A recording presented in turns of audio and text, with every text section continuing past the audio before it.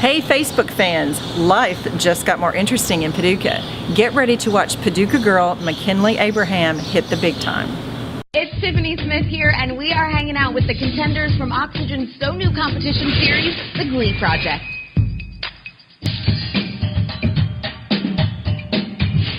What do you think it is that makes you unique? I have the unexpected thing. I sing country. What?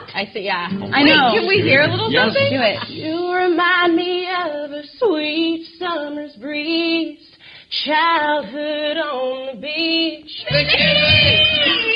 The name of the school in Glee is William McKinley High School, and my name is McKynleigh, so I should be on Glee just because of that. I was in class one day out at WKCTC, and one of my friends came in and she was like, hey, what are you doing next weekend? And I was like, I don't know. She's like, you're driving to Chicago to try out for the Glee Project. I had no idea what it was. I didn't know until I got there that it was for a reality TV show. I thought it was for the actual show Glee. And I think that the only reason my friend came to me is because I was the only one that had a car that would make it to Chicago, honestly. I think. So me and two of my friends just piled in my car and drove to Chicago and kind of auditioned on a whim because I didn't even know what it was. And I was like, well, since I'm here, I guess I'll try out. It was crazy. My mom didn't want me to audition for it because she knew that she kind of had in her mind, like, if you audition, you're gonna make it. Like, that's kind of what she said. And she was like, and then you'll have to drop out of school for a short amount of time. And she's like, and I don't want you to do that because I don't know when, if you'll go back and all that stuff. So my mom and I had a pretty serious discussion about it, and then decided, it was just, she's like, well, you're in college, you're old enough, just go make your decision, but I don't want you to do it. That's where my mom was. But I mean, it all worked out, and so now she will admit on this, she's like, okay, I was wrong. Okay, all right. And that's hard for moms to do. Yeah. Now what was the progression after that? What happened the day you got there, and then what was your progression to? Well, when I got there in Chicago, we auditioned at the Chicago School for Performing Arts, and I stood in line for 3 hours in Chicago winter. When was this? It was in December. Oh. Wrapped around the building, like waiting outside, and I think I was number like 491 in line, and it went all the way up to 5,000 people that day alone.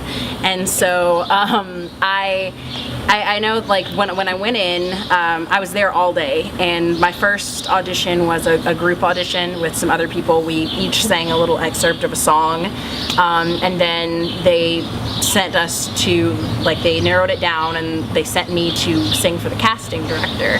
And so I made it through the first round, and then from the casting director I was sent to a interview round, and then after that interview round I was given a piece of paper that said I'd made it to the short list And so after that, how long did you, before you found out about I waited about 2.5 weeks, and honestly I'd forgotten about it because, like, I was thinking, there's like 5,000 people there on Saturday alone. They had another day.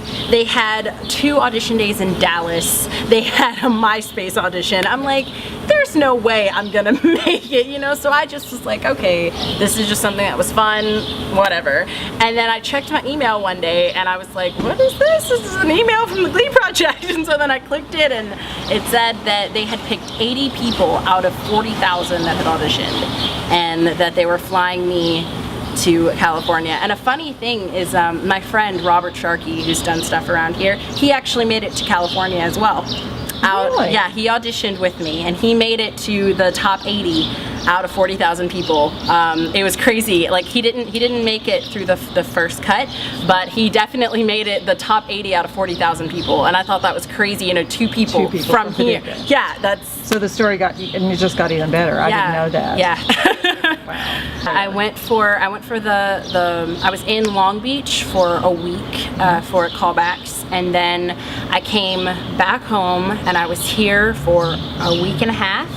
And then we got a Skype call from the casting director, and he told us, if we made it or if we didn't. And I mean, even at this point still, like, I never had a moment where I was like, oh, I'm gonna make it. Because, I mean, like, the odds of this are just insane. And so, I mean, once it got to, like, the top 20, I was like, okay, whatever. I'm just like, I was like, I still don't think I'm gonna make it. I was like, everybody I auditioned with was so good, know. And then when I got the call and he said that I made it, I was just like, wait, what? I was like, really? I'm on the show? And he's like, yeah, you made it. And they flew me out 3 days after they told me. They flew me out to Glendale, California, and that's where we filmed it, and I was out there for 2 months. I would say the most exciting point being there was probably filming all of the music videos, because I mean, obviously my only performing experience has been, singing at the Market House and doing talent competitions and singing at restaurants downtown. Being in a music video, it was just blew my mind. Like I remember being in the Firework music video that was released, and I remember at a part where I was walking down the hallway singing to the camera, and I just thought for a second, I was like, whose life am I in right now? I'm like, I am in California in a music video. And the guy who directed our music videos has worked with JoJo and Usher and Chris Brown and all of these people, and I'm just like, this is crazy. But the music videos is probably the point I look forward to the most during the thing. The most uncomfortable part? I would say the most uncomfortable part of the show was it being a reality TV show. We had cameras on us all the time. We were always mic'd all the time. So everything you were saying, everything you were doing was being put on film. You don't know the way that they're gonna edit the show. You don't know what America is gonna see. And I mean, I guess you just don't really, you become very self-aware when you realize that everything you're doing is being watched. No doubt. And so like, I don't know, I guess I never really thought, a lot of people were talking about other people behind their backs and stuff like that. And, coming back and thinking about it, I'm like, I don't think I talked about anybody, but it's just really stressful now because I'm like, I don't remember everything I did, So like every episode that comes on, I'm gonna be like really nervous, like, what did I do, So that's probably the answer to the next question. So the scariest part will actually be watching the show. Yeah, definitely. So at this point, you don't know how it's been edited or crafted. And actually, the premiere last night had a little interview that they asked me about how I felt about this one girl, and she was flirting with the guest host, and I said that it made everyone uncomfortable and that I thought it was a cheap suck-up move. Like, that's what I said. Said that on national television. I did, but see, I said it. So many girls will love that though. See, They'll be so honest. Yeah, I said it, and they were like, and I mean, I don't know, like my mom is, like Marine Corps baby. My dad's a football player. I was just, I was raised with the honesty and, being hard, and so I got on there and they asked me a question, and I didn't think once not to be like, oh, this is the way I feel, but I'm not gonna word it like that. I was just like, yeah, this is the way I feel. And the funny thing was, the girl was sitting behind me last night at the premiere in New York, and I looked around at her and I was like, I'm so sorry. I was like, I don't remember saying that. I don't feel like that anymore.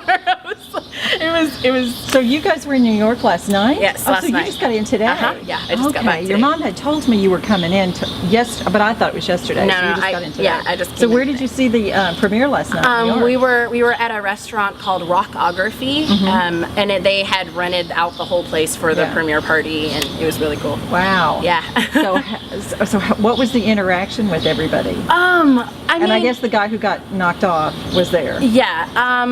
The guy who got knocked off, we have been really good friends. Like we became really good friends in Long Beach callbacks because we were in the same audition group. Yeah. And so then when we found out we both made it to the show, I mean, it was crazy. It was like a best friend reunion, And he's honestly like, a bunch of people are like, oh, he's cute. Do you like him? And I'm like, no, he's really like my big brother. Like honestly, and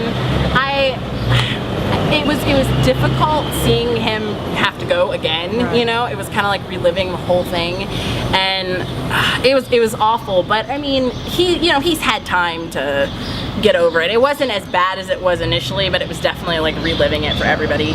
But I think that, you know, for the type of show it is and the type of competition it is, we're all really good friends. You know, like when we went to New York, it was like we had never, you know, gotten away from each other, and it was just like we're a family again. And so I think we all have a really good relationship with each other, even though, you know, we did say things about each other on the show. I think it'll all blow over. Work itself out. Yeah. I think that, I mean, doing this show definitely made me it actually made me realize what I don't want to do.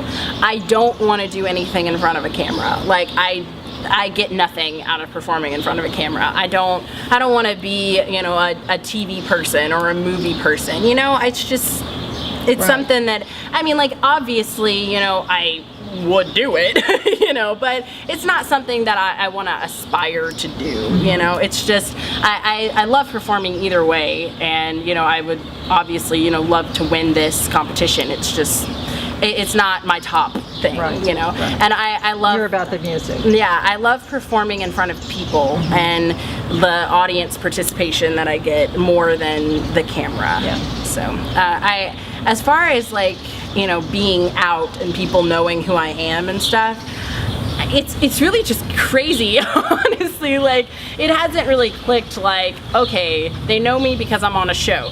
Now it's just kind of like, how do you know me? Why are you talking to me like that? That's what it is now. I mean, even in Paducah, I got off the plane today and there was some people giving out waters when people got off the plane. And when I got off, they were like, oh, here's water. Oh, hi, congratulations. And I was like, I don't know who you are, but okay.